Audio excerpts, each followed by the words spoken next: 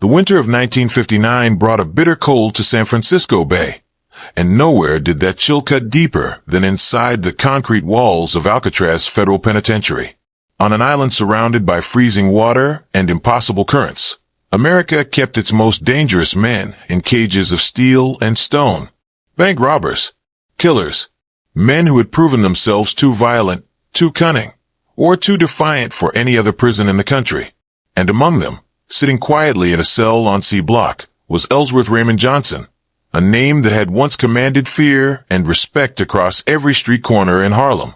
But inside Alcatraz, names meant nothing.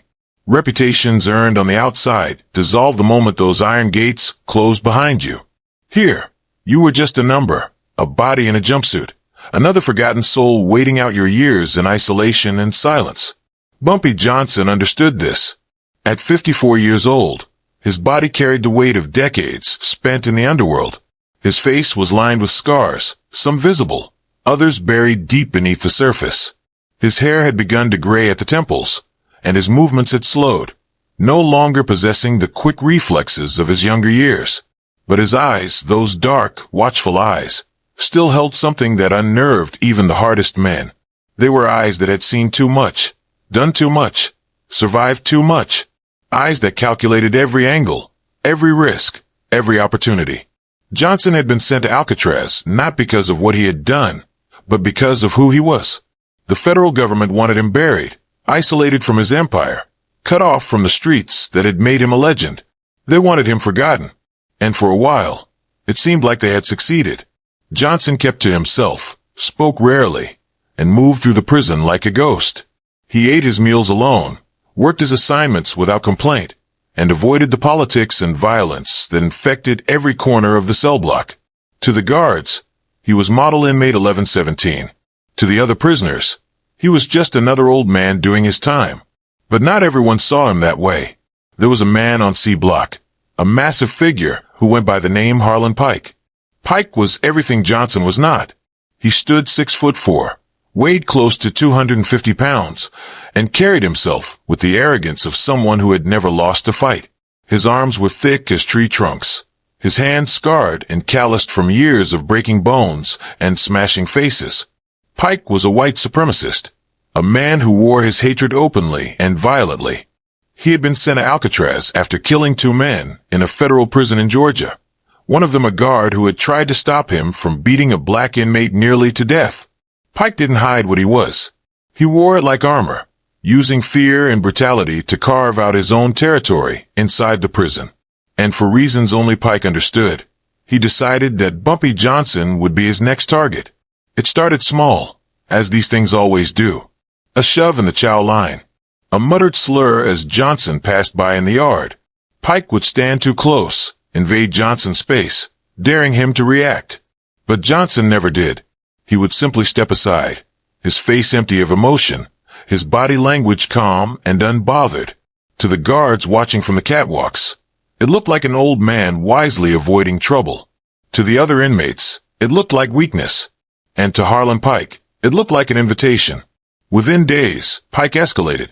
He began following Johnson through the corridors, his voice rising with each encounter.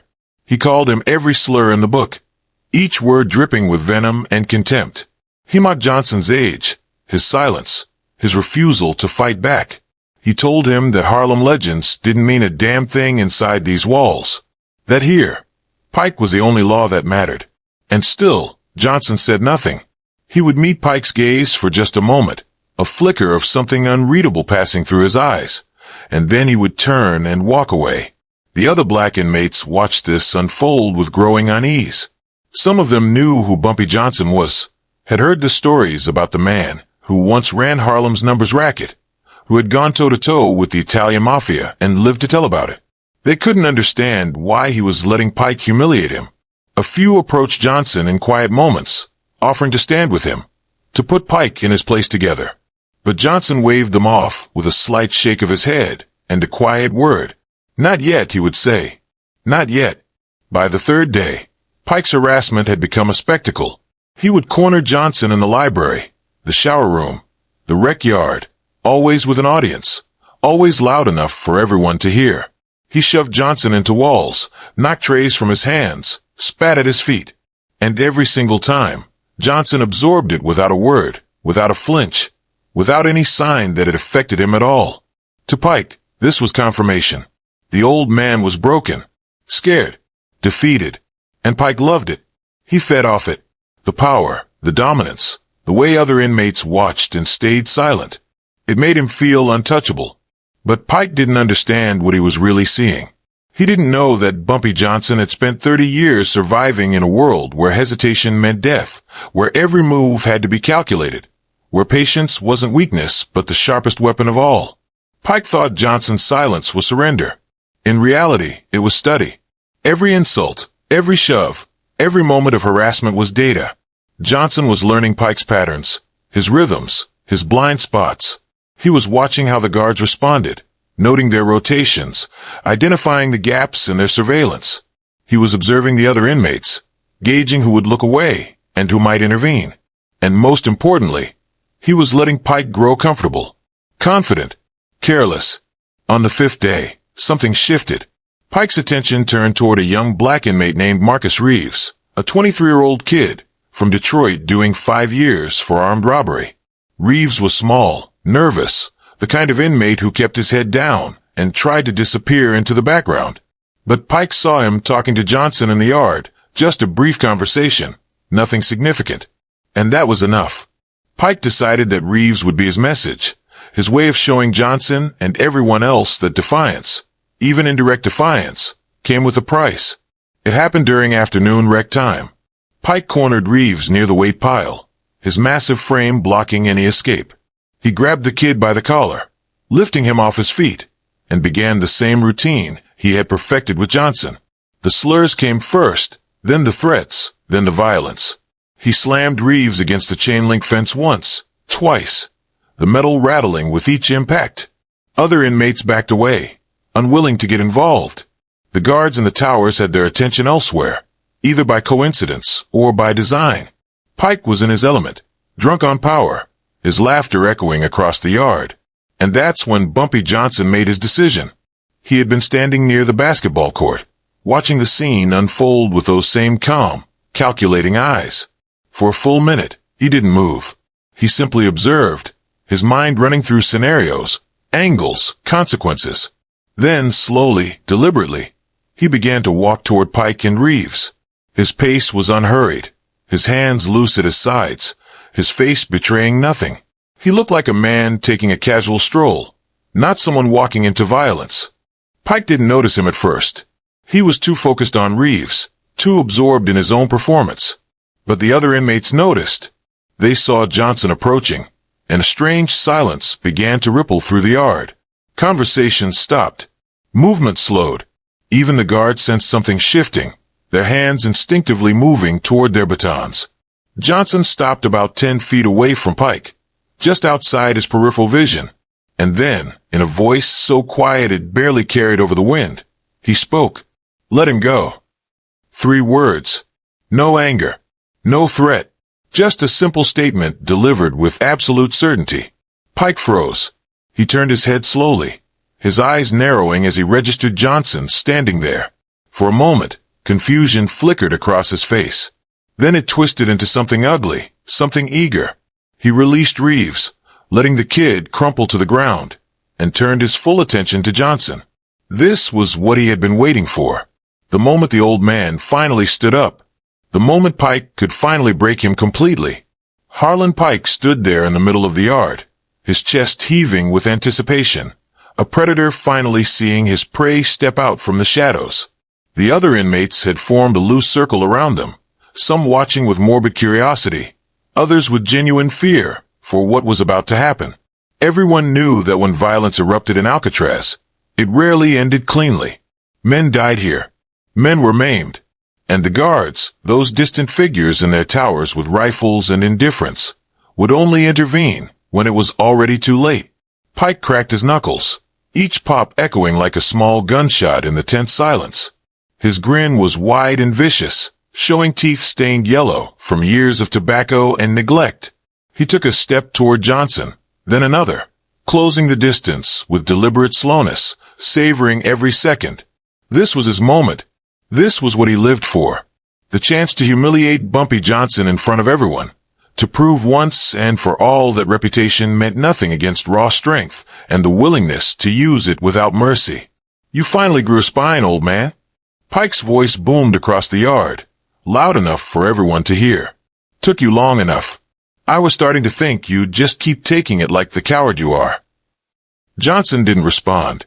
He simply stood there, his posture relaxed, his hands still at his sides. His eyes, those dark, unreadable eyes, were locked on Pike with an intensity that would have warned a smarter man. But Pike wasn't smart. He was big. He was mean. And he was so convinced of his own invincibility that he couldn't see what was right in front of him.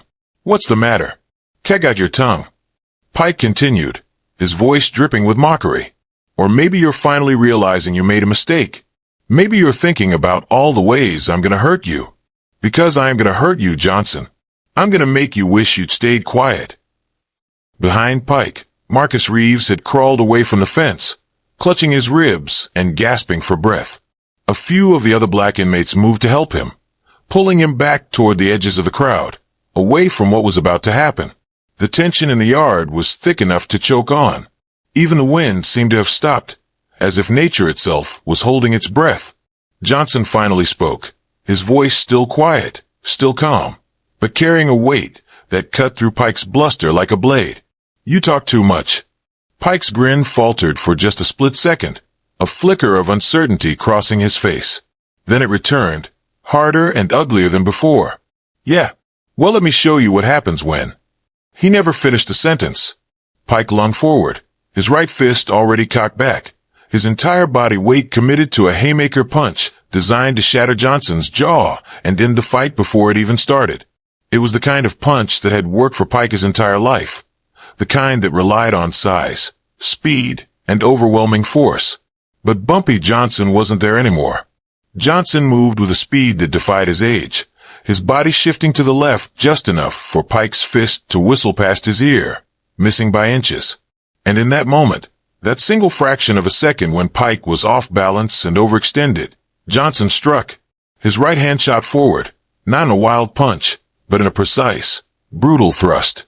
2 fingers extended, rigid as steel rods, driven with surgical accuracy directly into Pike's left eye socket. The speed was shocking, the violence of it even more so. There was no wind-up, no telegraphing, no wasted movement. Just a single, devastating strike executed with the kind of precision that only comes from decades of real violence, from a lifetime of understanding exactly where and how to hurt someone. Pike's scream shattered the silence of the yard. It was a sound of pure agony, primal and animal, the kind of noise that made men's blood run cold. His hands flew to his face, covering the ruined eye, blood already streaming between his fingers. He staggered backward, his legs suddenly unsteady, his entire world reduced to blinding pain and the horrifying realization that something fundamental had just been taken from him. Johnson didn't follow up. He didn't need to. He simply stepped back, his hands returning to his sides, his breathing steady and controlled. His expression hadn't changed. No anger, no satisfaction, no emotion whatsoever. He looked down at Pike, who was now on his knees, his screams turning into choked sobs. And then Johnson turned away, walking back toward the cell block, as if nothing had happened. 3 seconds. That's all it had taken. 3 seconds to end a week of harassment, to permanently disable a man who had terrorized others with impunity, to send a message that would echo through every corridor and cell in Alcatraz. Bumpy Johnson had waited, calculated, and chosen his moment with absolute precision. And now it was done. The guards finally reacted, their whistles shrieking as they rushed down from the towers and out from the cell block. 4 of them surrounded Pike, who was still on his knees, his body shaking with shock and pain. Blood pooled on the concrete beneath him, dark and spreading. The other inmates scattered, melting away into different areas of the yard, knowing that proximity to violence meant automatic lockdown and interrogation. Within minutes, Pike was being hauled away toward the infirmary, his screams still echoing off the prison walls. Another set of guards approached Johnson, who had stopped near the entrance to C block, waiting calmly, with his hands visible and empty. They ordered him to the ground, their batons raised, their voices sharp with authority. Johnson complied without resistance, lowering himself to his knees, then to his stomach, his movements slow and deliberate. They cuffed him roughly, yanking his arms behind his back, and dragged him towards solitary confinement. As they passed through the corridors, other inmates pressed themselves against the bars of their cells, watching Johnson's procession in stunned silence. Some nodded, a gesture of respect and understanding. Others simply stared, processing what they had just witnessed, recalibrating everything they thought they knew about the quiet old man who had spent weeks absorbing abuse without a word. The whispers started immediately, spreading like wildfire through the cell block. "Did you see that? Did you see what he did? 3 seconds. Just 3 seconds. Pike's done." Johnson, in solitary. They threw Johnson into a bare concrete cell, 6 feet by 8 feet, with nothing but a metal bunk and a hole in the floor for a toilet. The door slammed shut with a sound like thunder, and the darkness swallowed him whole. But Johnson didn't seem bothered. He sat down on the bunk, his breathing still calm, his mind already adjusting to the new environment. He had been in solitary before, many times, in many prisons. It didn't frighten him. If anything, it gave him time to think, to plan, to wait. Up in the infirmary, doctors were working frantically to save what was left of Harlan Pike's eye. But it was already gone. The damage too severe, the injury too precise. The fingers had ruptured the eyeball completely, shredding the cornea and causing catastrophic hemorrhaging.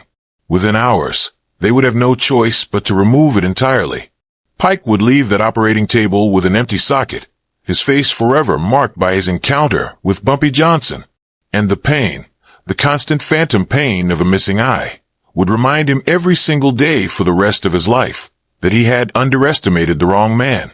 News of the incident spread beyond Alcatraz within days. Guards talked. Inmates sent letters. Lawyers heard whispers. And soon, the story was making its way through the federal prison system, through the underworld networks that still operated even behind bars, and eventually back to the streets of Harlem, where Bumpy Johnson's name was still spoken with reverence. In Harlem, the old-timers nodded knowingly when they heard what had happened. "That's Bumpy," they would say. "That's exactly who he is. Patient, calculating, dangerous." The younger generation, those who had never known Johnson's reign, listened to the story with wide eyes and growing respect. He waited a whole week. He took his time. And then he ended it in 3 seconds. The legend grew with each retelling, each version adding new details, new layers of drama, until the truth and the myth became impossible to separate. Back in Alcatraz, the atmosphere had shifted dramatically. Harlan Pike's crew, the collection of white supremacists and violent thugs who had operated with impunity for months, suddenly found themselves isolated and vulnerable. Without their enforcer, without the intimidating presence of Pike's size and brutality, they were just bitter men with ugly ideas and no real power. The black inmates, emboldened by what Johnson had done, began to stand taller, speak louder, refuse to be cowed. The balance of power in C Block had fundamentally changed, and everyone knew who was responsible. Johnson remained in solitary for 2 weeks, the standard punishment for assault. During that time, he was visited by the warden, a stern man named Walter Blackwell, who had run Alcatraz with an iron fist for nearly a decade. Blackwell sat across from Johnson in the tiny cell, studying the older man with a mixture of frustration and grudging respect. "You know what you've done, Johnson," Blackwell said, his voice measured and cold. "You've created a situation. Pike's people want revenge. The black inmates see you as some kind of hero. We've got racial tension at levels I haven't seen in years. All because you couldn't just walk away." Johnson met his gaze steadily, his expression neutral. "I walked away for a week, Warden. Every day, I walked away." But he put his hands on that kid. "That changes things." "That's not your call to make," Blackwell snapped. "You're not some street boss anymore. You're an inmate, my inmate, and you will follow the rules." "I did follow the rules," Johnson replied quietly. "I waited. I controlled myself. But when someone crosses a line, when they hurt someone who can't defend themselves, the rules don't protect them anymore. You know that. Every man in this prison knows that." Blackwell stared at him for a long moment, then shook his head slowly. Warden Blackwell leaned back in the chair, the metal frame creaking under his weight. He had dealt with countless dangerous men during his tenure at Alcatraz, men who killed without hesitation, who fought guards with their bare hands, who would rather die than submit. But there was something different about Bumpy Johnson, something that unsettled him in a way pure violence never could. It was the patience, the calculation, the absolute certainty with which Johnson operated, as if every action was part of a larger design that only he could see. "You're putting me in an impossible position, Johnson," Blackwell finally said, his voice heavy with frustration. "If I don't punish you severely, it looks like I'm condoning vigilante justice.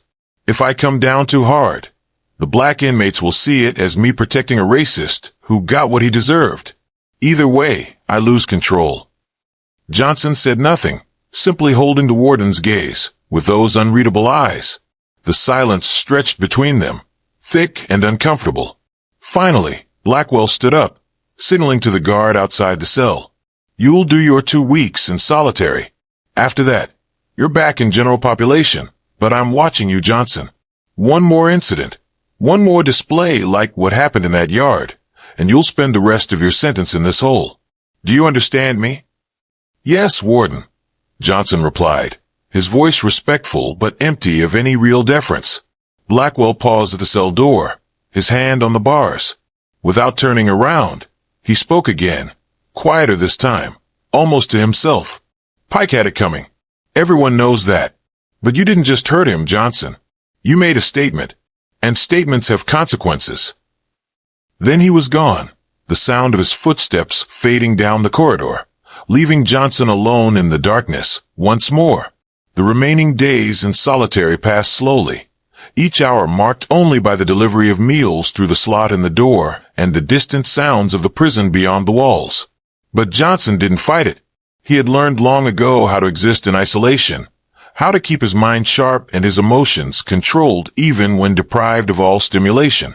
He exercised in the small space, doing push-ups and sit-ups until his muscles burned. He reviewed every detail of the confrontation with Pike, analyzing what had worked and what might have been done differently.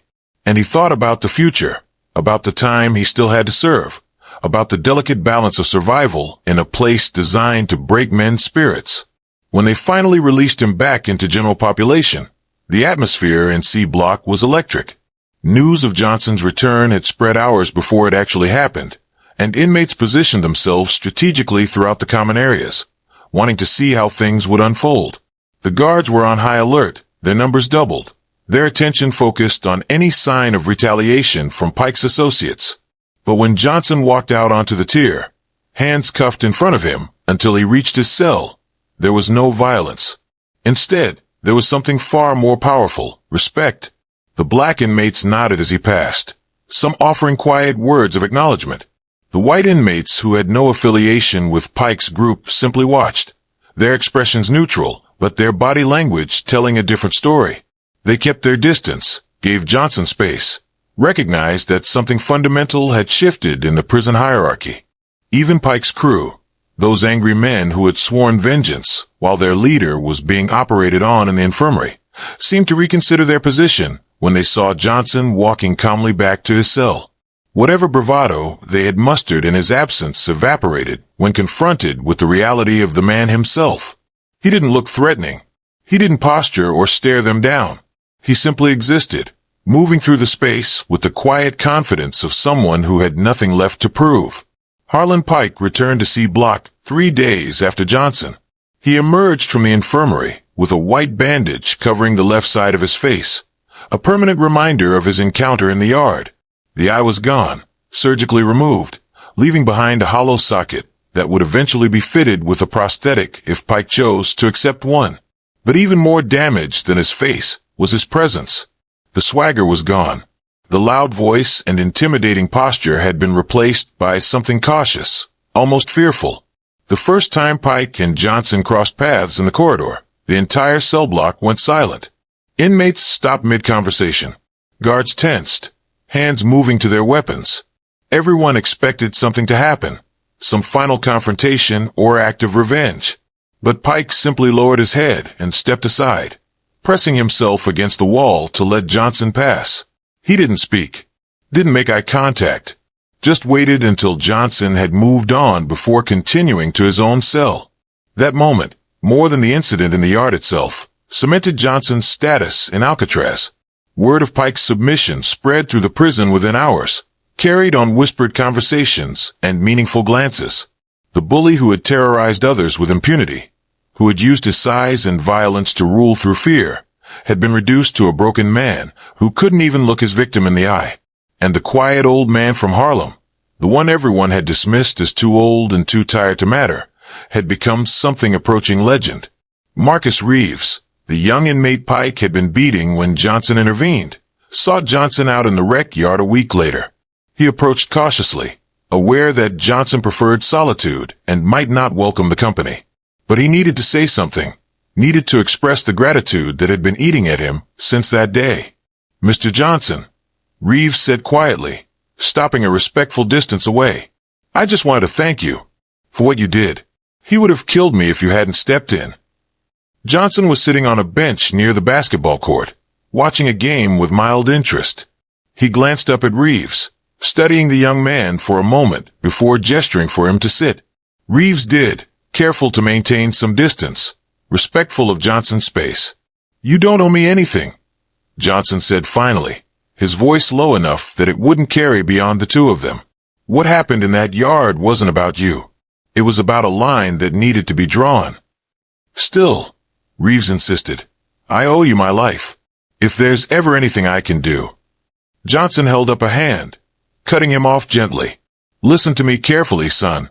In here, debts and favors are how men get themselves killed. You don't owe me. You don't owe anyone. You do your time.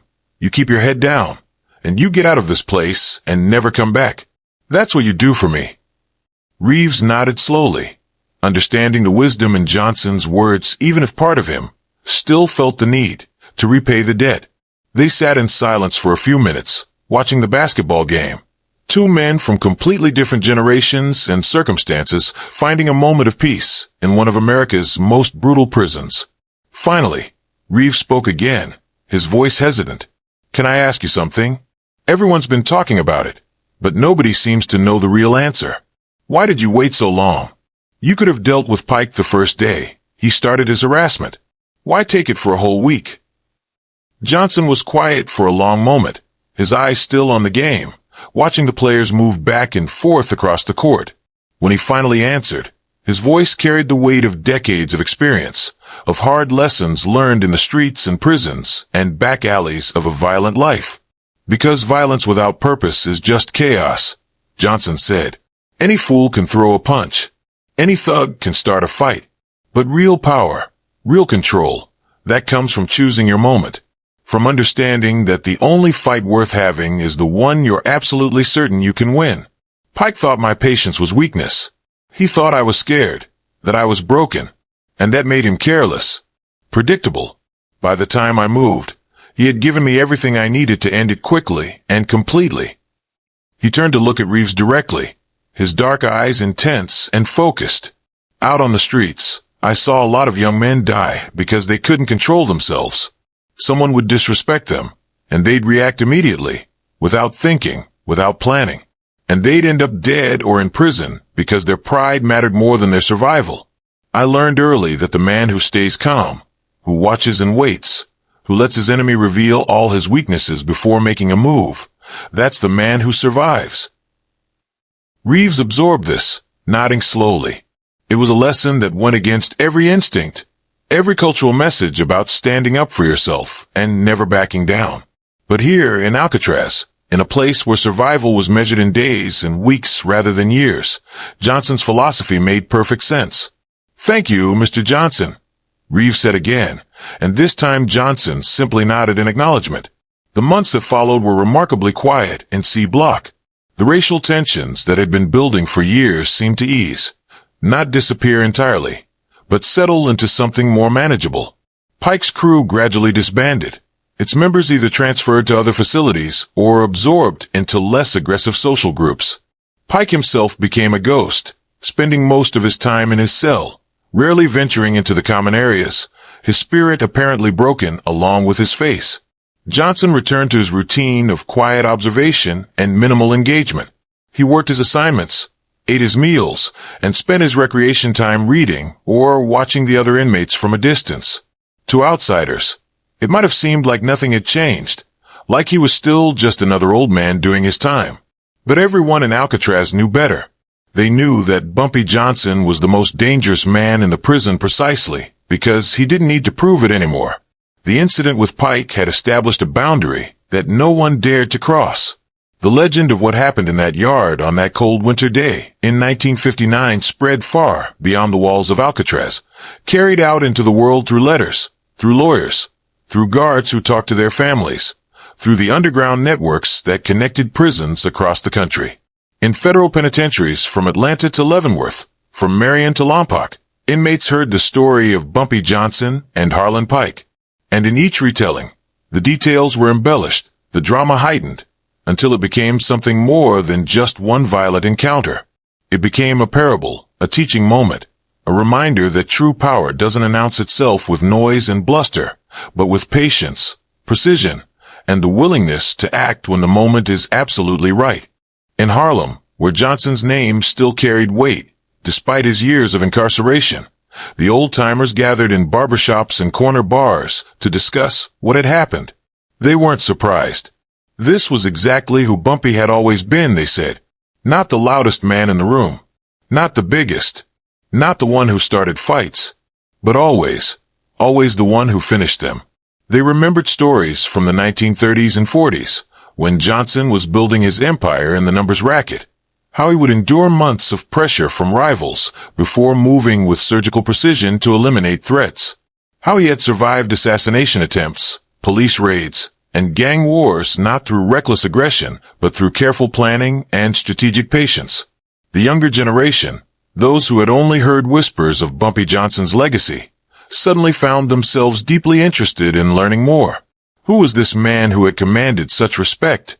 What made him different from all the other gangsters and criminals who burned bright and died young? The story from Alcatraz gave them a window into a different kind of criminality, one that valued intelligence over impulse, strategy over strength, long-term survival over short-term dominance. Frank Lucas, a young hustler who would later claim to have worked directly under Johnson, though the truth of this was debatable, certainly heard the story. He absorbed its lessons, understanding that the most successful criminals weren't the most violent ones, but the most disciplined ones. The ones who could wait. The ones who understood that real power came from control, first of yourself, then of your circumstances, and finally of your enemies. Back in Alcatraz, life continued its grinding, monotonous rhythm. Days blurred into weeks, weeks into months. The seasons changed, though they were barely noticeable on that rock in the middle of the bay, where the temperature remained cold and damp regardless of what the calendar said. Johnson aged another year, then another, his body growing stiffer, his hair turning completely gray. But his mind remained sharp, his awareness undimmed, his presence still commanding respect without demanding it. He developed a small circle of associates, not friends exactly, but men with whom he could have intelligent conversations, play chess, discuss philosophy and history. They were a diverse group, racially and ethnically mixed, united not by their backgrounds, but by their intelligence, and their understanding that Johnson represented something rare in the prison environment.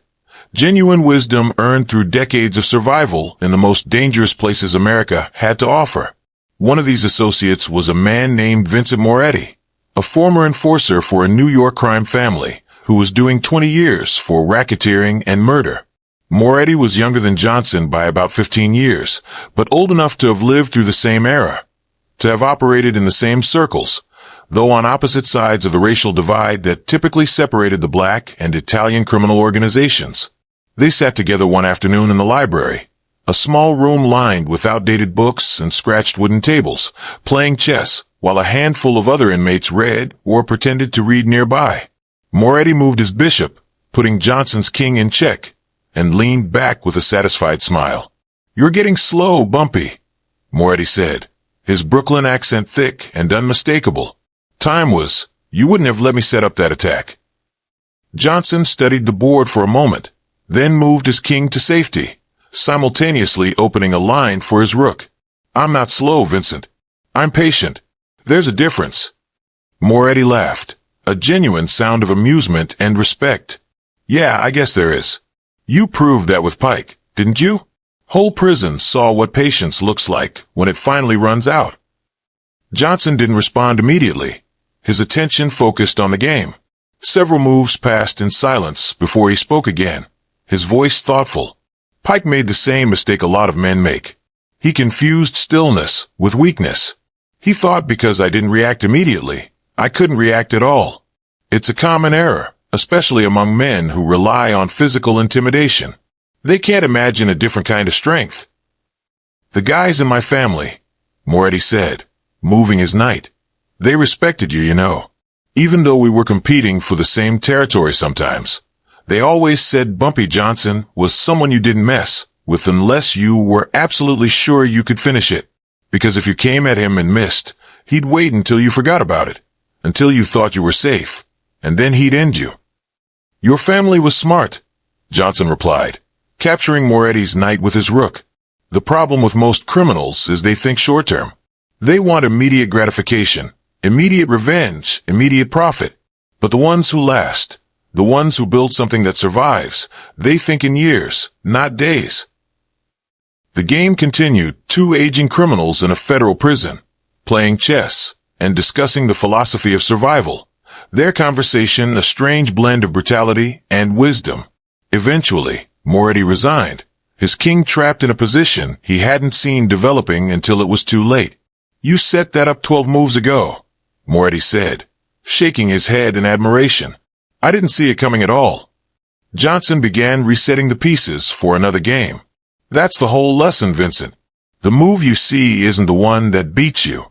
It's the one you didn't see. The one that was set up so far in advance you forgot it was even a threat. As 1960 turned into 1961, and then 1962, the story of Bumpy Johnson and Harlem Pike became part of Alcatraz's permanent lore, told to new arrivals as a cautionary tale and an example of how power dynamics worked in the prison. Pike himself was eventually transferred to a medical facility on the mainland, his physical and psychological condition having deteriorated to the point where he needed specialized care.